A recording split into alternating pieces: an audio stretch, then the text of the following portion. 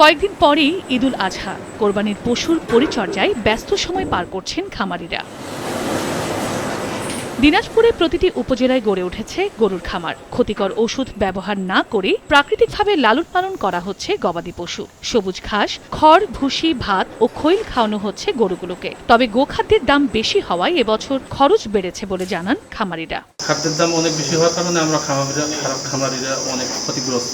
বাজারে খাদ্যের সঙ্গে আমি তাল মেলাতে পারতেছি না, কিন্তু এখন তো গরু আমার ওই অত দাম দিয়ে খাদ্য দিয়ে আমি গরু পোষাইতে পারতেছি না। সংশ্লিষ্ট কর্তৃপক্ষকে আমরা এ বিষয়ে নজরদারি দেওয়ার জন্য আমরা তাগিদ জানাচ্ছি।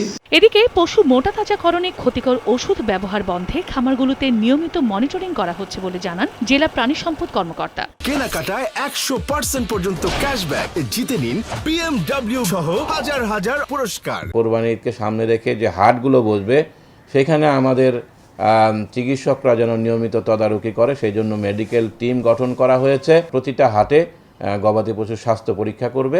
জেলা প্রাণী সম্পদ অফিসের তথ্য মতে দিনাজপুরে এবার 2,59,138টি পশু মোটা তাজাকরণ করা হয়েছে। সময় সংবাদ, দিনাজপুর।